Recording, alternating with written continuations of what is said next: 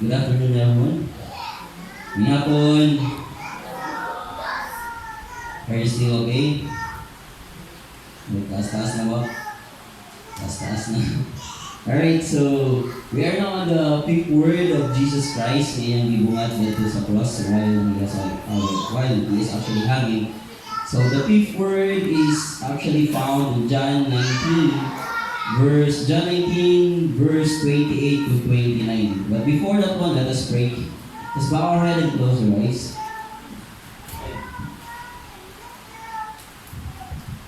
And let us pray. Our most gracious and loving Father, Lord, we thank you again for this afternoon, O God. And Lord, we thank you, Lord, for your word for us this afternoon, Lord. And use me as your mouthpiece, O God, that we can able, Lord, to share your word, Lord Jesus, with these people, Lord Jesus. And Lord, help me, O God, that Lord, I can give justice in everything, Lord, in the people, Lord Jesus. We thank you, O God, for everything. We thank you, Lord, for this afternoon. We thank you, Lord, that you've done great things in our life. In Jesus' name we pray. Amen. Alright, so, okay now.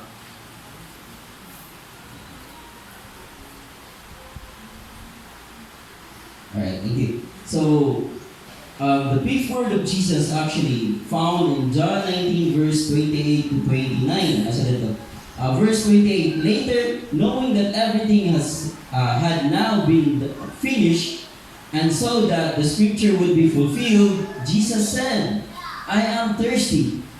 And then 29, a jar of wine vinegar was there, so they stuck a sponge in it, put the sponge on the stalk of the, how do you pronounce one? Hyssop plant, and lifted it to Jesus' lips. Alright? Next one. Okay, this is actually the question. When is the last time that you are really thirsty? Karon lang. Now, when is the time that you are really thirsty? Diba? Suppose, especially karong summer. Karong summer, grabe kainit, di ba? Tungkol sa kainit, dali na gito ahon. Diba? For example, sa mga boys, when you play basketball, after the game, wow, grabe, uhaw kayo. Diba? After the game, uhawon kayo ta. Or, when you go to somewhere, nagbaklay-baklay ka, di ba, tungkol sa kainit po, dali na taahon. Dali na taahon in that sense. But even in this time, it probably didn't require much effort to satisfy our thirst. So even sa mga inana, dili na kayo siya ingon nga, kailangan di kayo siya bukat kayo nga kuwan para uhawon yun ka. Can you remember a time where dying for something nga kailangan mo makainom ng tubig na yun? Bisag gamay. Ka-remember pa mo, one point sa inyo ang kinabuhi. Naka-remember pa mo nga, kanang iuhaw yung kayo ka nga, mura gusto yung ka nga makainom o bisag gamay na lang na tubig. Nahitabo na sa inyo, wala. Siguro some probably nahitabo. Especially kung ka-fasting yun siguro kag apple water, bitaw, mag-fasting apple water, grabe. Wala yun na siguro, hasta yung mga laway, imo lang, kaninor, muna lang yun eh. Di ba? So yun na ba? So probably some, nahitabo na sa inyo nga, you almost, karang grabe na yun na required of tubig diya sa inyo ang kinabuhi. Pero kung atong buto na naon, Jesus actually, nahitabo na siya, from 9, gasugod na siyang baklay, gibunan-bunalan pa yun siya, gaarsa pa yun siya o cross. And then the fifth word that he said, I am thirsty. What? Sa Bisaya pa, giuhaw ako. Diba? Giuhaw ako. Next part.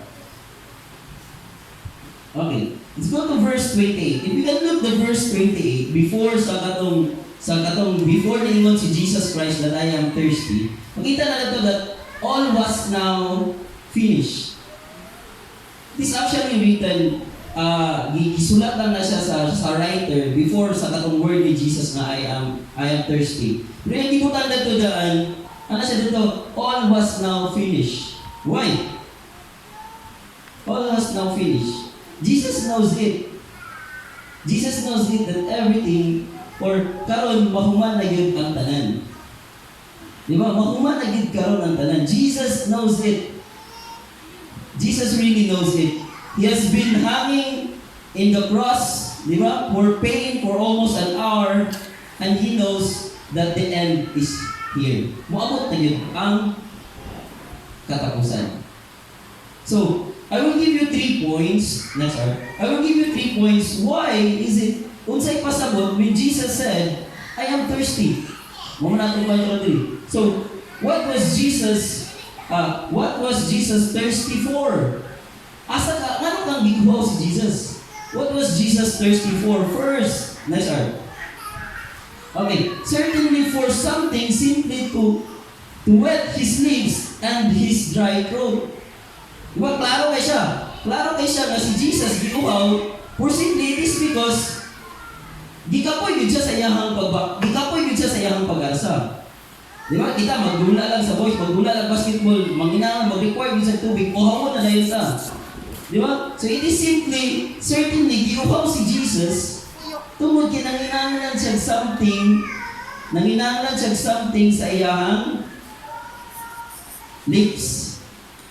Diba? Nanginahanglan siya something sa iyang lips. And it is very obvious after the agony na giagian ni Jesus Christ, ni Jesus Christ, dehydrated din siya. It is very obvious, right? Diba? After na-suffer ni Jesus Christ during sa iyang pag-asa sa cross, during the time when i-crucify na siya, it is very obvious that Jesus Christ is dehydrated. Dapat nag-iingat ka rin nga, every summer daw, dapat hydrated din daw ka. Diba? Kaya nga naman tungod sa kainit. Yan kanina time, init kayo nga time. Init kayo nga time na nakita mo nga si Jesus Christ gag-carry sa iyang cross. Init kayo siya nga time. Nya karon sa atwa gani bisag init lang gamay, grabe uhaw na dayon ta. Hindi ka require pagid ta bugnaw nga tubig. Mo di ba? Kay para gid daw kung pwede pa lang gani daw Sprite to obey your thirst. Mo di ba? The Sprite obey your thirst. Di ba? So, siya kung require pagid Sprite just to obey your thirst. Pero kanina Jesus Christ giuhaw na gid siya. It is because sa nakita ko sa iyang kinabuhi. Di ba? Tungod sa nakita mo na so next are Jesus said, I am thirsty. Diba?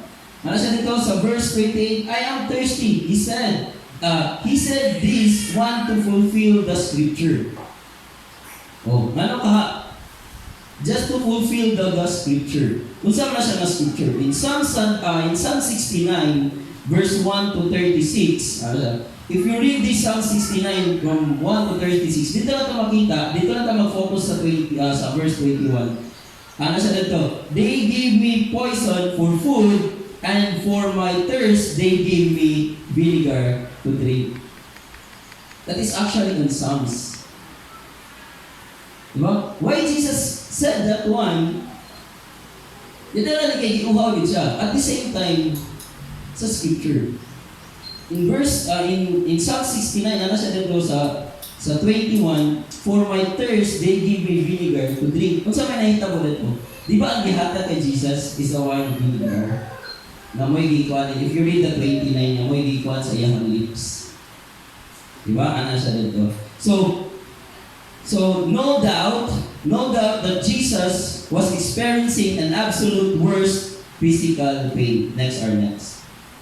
Diba?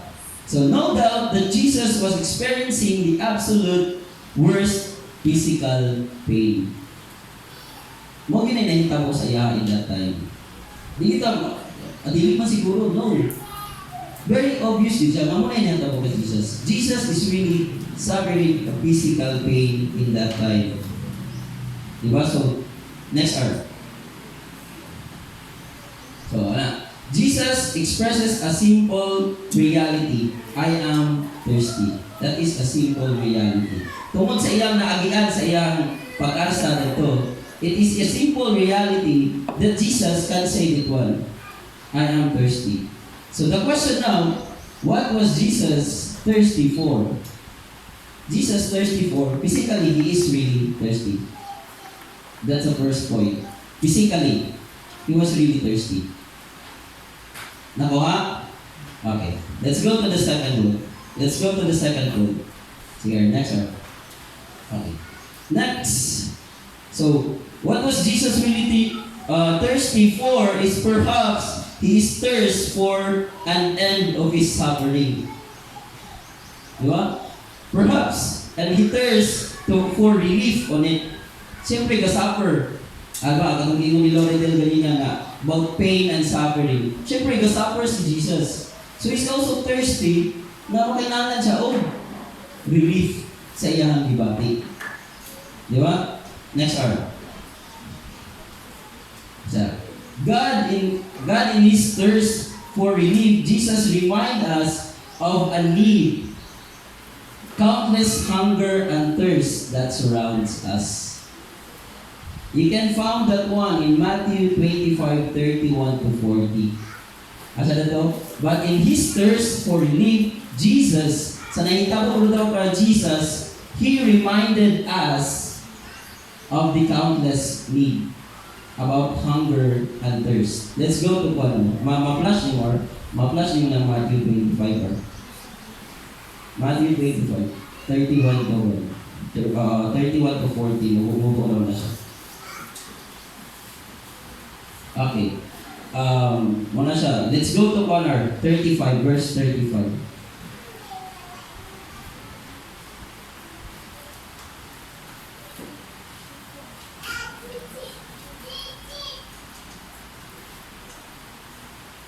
Okay na.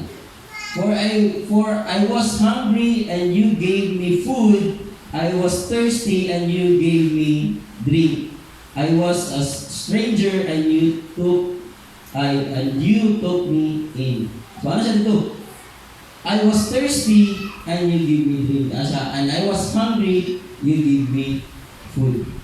Diba? So it means, sa inani nga panghitabo, sa nahitabo ni Jesus, it's actually reminding us for those people, diba? For those people po daw na gipanggutom o gipangbuhaw. Jesus reminding us for those people as well. If you go to if you go to verse 40, verse 40. Okay, if you go to verse 40, and the king will answer and say to them, assuredly I say to you, as much as you did it to one of the less of these my brethren, you did it to me. So kung imo na lang buhaton sa uban, imo na po daw na siyang gibuhat sa ako. Diba? Ana si Jesus na to. Kung kana siya, kung nagpakaon ka sa gipanggutom o gipainom to nimong gipanguhaw, kana siya nga mga butang, is imo na po na siyang gibuhat sa ako. Ana mo siya dito. Ana mo guna dito man. Ingon mo gutong isa nga. Kung saan na mo pagpakaon sa imuha. Sa Lord, kung saan na mo pagpakaon sa imuha, o kung saan na mo siya pagpainom sa imuha. Ana ang istorya na sa kuhan. So ana siya dito. Kung imo na siyang gibuhat sa uban, imo na po na siyang gibuhat sa ako. Yes. Okay. Ito lang. Okay.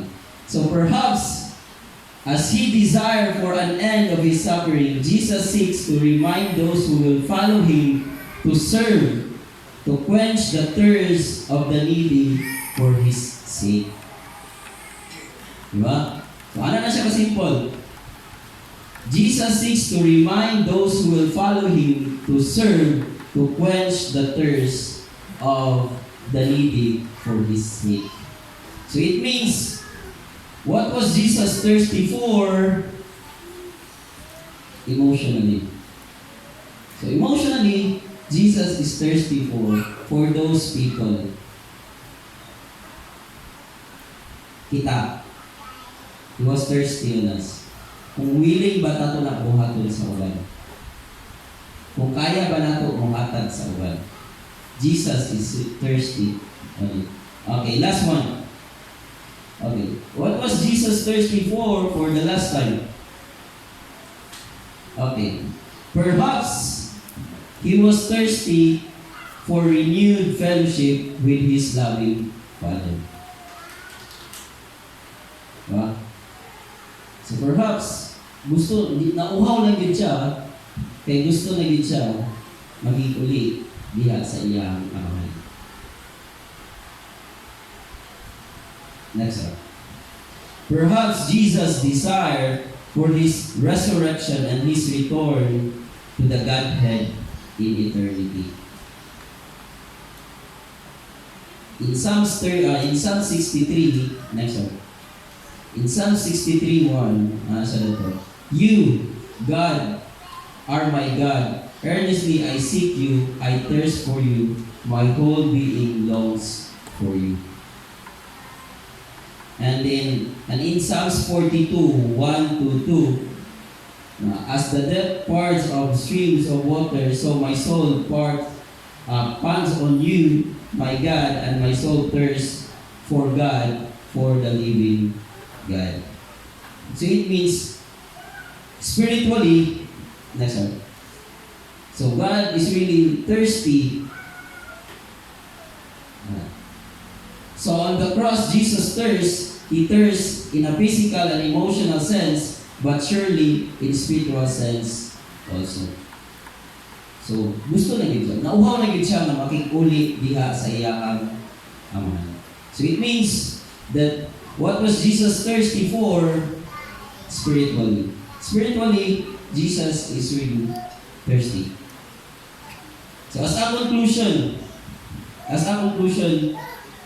what are you thirsty for? Sa inyo na po kumauna. What are you thirsty for? Asa mo giuhaw ka mo? Giuhaw ba mo physically? Giuhaw ba mo emotionally? Or giuhaw ba mo spiritually? Diba? So, are you thirsty for God? Does your spirit desire for refreshment from God's hand?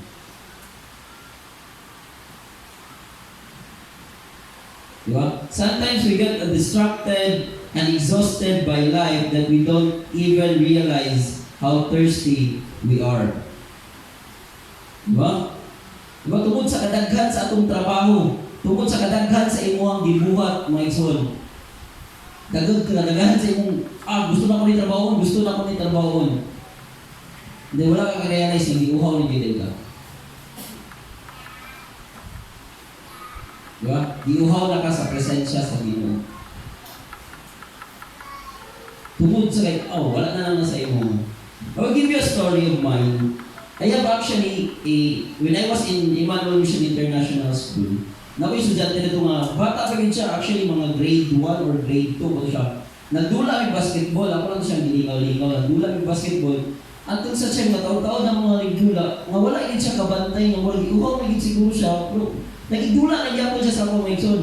At sa siya nga, wala kapoy na po ko, so niya ito may canteen, nagpalit may ice water, and then, nag-inom din siya nga. Ang iya yung pag-inom mga igsoon is, kanang giuhaw gid nga tao ba nga grabe gid niya ang niya nahurot gid yung ice water na mong gipalit. So it means na distracted siya sa iyang pagdula na wala siya ka-realize sa iyang kaugalingon, giuhaw na din siya. Di ba? Basi nahita ko na sa mga igsoon. That we are distracted in many things nga nahita ko sa atong kinabuhi. But you, personally, giuhaw na ka sa presensya sa Ginoo. Well, it just happened that you are distracted with many things na nahitabo sa imo ang kinabuhi. You search for it. Well, spiritually, we often do something similar. Di ba? We involved in many things that wala nato na-realize na inana na din. Inana na din ang nahitabo sa problem. So, probably, we're spiritually thirsty. Yes, atong Ginoo. Lastly, Jesus started His ministry nga gilaunch niya yung ministry sa yung first miracle. Ano sa yung first miracle ni Jesus? He turned the water into wine. That's the first miracle of Jesus. He turned the water into wine. And it ends also with the wine. A wine vinegar. Diba? First miracle, He turned water into wine.